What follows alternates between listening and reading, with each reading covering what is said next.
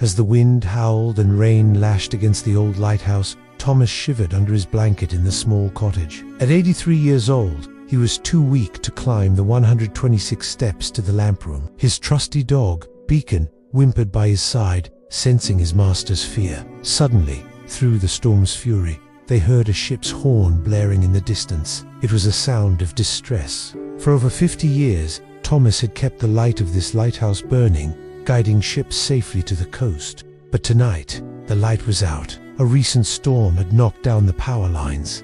The ship was in grave danger. They needed the light now more than ever. Thomas struggled to make himself heard above the wind. "Beacon, we need help," he croaked, his voice barely a whisper. The man could not go. He was old and arthritic. Every step was a pain for him. Beacon thought, if he left Thomas alone, who would take care of him? As if sensing his master's despair, Beacon winked and nudged Thomas's hand with his wet nose. Then, as if understanding the gravity of the situation, he slowly got up and began to walk toward the door. Thomas's eyes widened in surprise. Could it be? Was his dog about to do the impossible? The storm raged on, wind screaming and rain pouring in torrents. Waves crashed against the shore, their anger echoing the turmoil in Thomas's heart. As the night wore on, the ship's horn continued to sound its mournful tune, a haunting melody of fear and uncertainty. Thomas watched his dog disappear into the darkness, his silhouette swallowed by the storm. Fear clutched at his heart. Was he crazy to send Beacon out in this weather? What if the dog couldn't find the ship? Or worse, what if he couldn't return? Suddenly, a flash of lightning illuminated the stormy sea, followed by a deafening roar of thunder. In that brief moment of clarity, Thomas saw it, a small boat battling the waves not far from the shore. A lifeboat had come. But where was Beacon? Had he made it back? Hope flickered in Thomas's chest, but the wind snatched it away, leaving him with only fear and worry. Then, through the driving rain, he saw a familiar shape emerge from the darkness, running as fast as his old legs could carry him. It was Beacon. With a bark that cut through the storm, he raced toward the lighthouse, his fur plastered to his body, his eyes shining with determination. In his mouth, he held something that glistened like gold in the flashes of lightning. Relief washed over Thomas as he struggled to his feet. He couldn't call out, not with the wind shrieking and the rain beating against the windows. But Beacon didn't need words. He dropped the object at Thomas's feet and barked insistently, then ran back into the storm, disappearing into the darkness. What was that?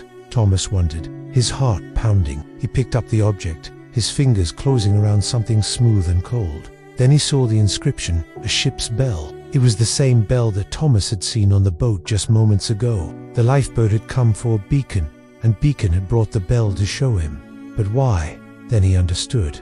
The bell, of course, the bell was their only hope. Struggling with all his might, Thomas dragged the heavy bell to the door. His old bones ached with the effort.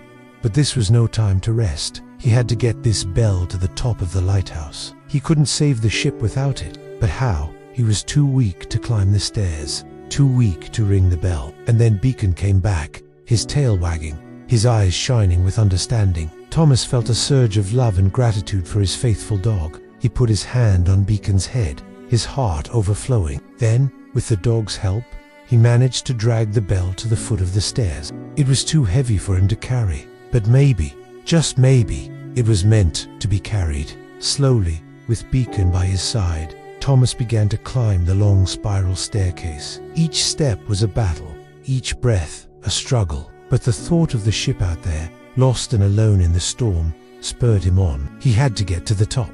He had to ring the bell. Finally, after what seemed like an eternity, Thomas reached the top. The lamp room was dark and silent. The wind screamed outside. But here, in the heart of the lighthouse, there was only silence. With shaking hands, he swung the bell, its deep resonant tone echoing through the tower. He rang it once, twice, again and again. Hope surged within him, a beacon in the darkness, guiding the lost ship toward safety. Below him, he heard the sound of the lifeboat approaching. They had received his signal. Relief washed over him, so strong it almost buckled his knees. He was too weak to climb down the stairs, but someone else was coming now. A young woman, her face determined, started to climb, her footsteps echoing in the narrow space. She was from the Coast Guard, and with her came two men carrying a kerosene lamp. They had brought the oil and wicks to keep the lighthouse lamp burning through the night. As they worked, Thomas leaned against the wall, his eyelids growing heavy. Beacon stayed by his side,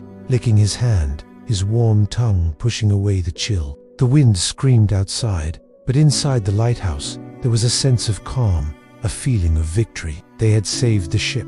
Thomas smiled, his heart swelling with pride. He looked at Beacon, his faithful dog, and knew that without Beacon's help, he wouldn't have been able to do it. The old lighthouse keeper had faced many storms in his life, but this one had been the toughest. It had tested his strength, his courage, and most importantly, his faith in others. And he had emerged from the other side, battered but unbroken, knowing that sometimes the smallest acts of kindness can light up the darkest of nights.